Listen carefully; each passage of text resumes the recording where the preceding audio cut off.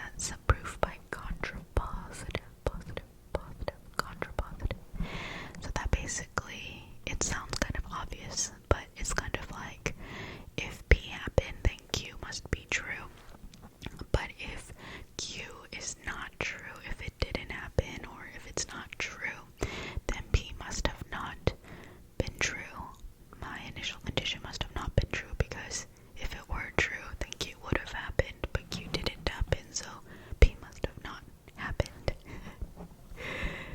It sounds silly to say out loud, but it's actually extremely powerful and very interesting, you know. I think it's really cool. So if P happens, then Q must happen, but if Q didn't happen, then P must have not happened. I love this kind of logic stuff. It's really fun. But yeah, so that's a proof by contrapositive. So another one is proof by contradiction. And this is also strong enough to prove a statement. The other one was contrapositive. This is contradiction. So in this case, if these conditions, if P, then I can conclude Q. For the contradiction case, basically I assume, for the sake of contradiction, that my conditions are not true. And then you just kind of assume that Q is still true. So let's say if I don't have the conditions, but Q is true, I want to come across some kind of contradiction there. So if I say if P then Q, then I want to say kind of like, I want to assume for the sake of contradiction that it's not true. And you kind of trace logic there. You continue as though you're doing a direct proof perhaps, but then you run into something that's just, it can't be possible. That can't happen. That's my proof by contradiction. So then you conclude that it must have had to have been the original statement. That one's a fun one. But sometimes the contradiction isn't always easy to get to, because you don't necessarily know right off the bat what that contradiction is or what it's going to lead to. So a lot of times you might just have to start with assume this for the sake of contradiction, and then just go as though it's true, not looking for it yet, and then it kind of unfolds. So we'll look at an example of that soon. Actually, there's a very famous one about the square root of 2 being irrational. I think that's like the all-time most famous one in a lot of different contexts, like in number theory, even like in the very beginning intro of analysis. But anyway, that's a very popular proof by contradiction example. We'll look at that. And then another technique that we've actually talked about on the channel before, introduced it, and now that I'm thinking about it, I'm pretty excited we could go back and work out some more examples of this, but proof by induction. These techniques are also tingly sounding in my mind, in my opinion. They're so, they're really nice trigger words. So, contrapositive, or direct, contrapositive, contradiction, and now induction, proof by induction. So basically, for this case, you start with the base case and you confirm. So you confirm that it's true for whatever statement you're looking at is true for a particular base case, whether that's, a particular k equals 0, k equals 1, whatever. The first kind of applicable base case. So for instance, if you're trying to prove something about the Fibonacci sequence, your base case might involve the first 2 numbers, 1 and 1, or something like that. So you want to confirm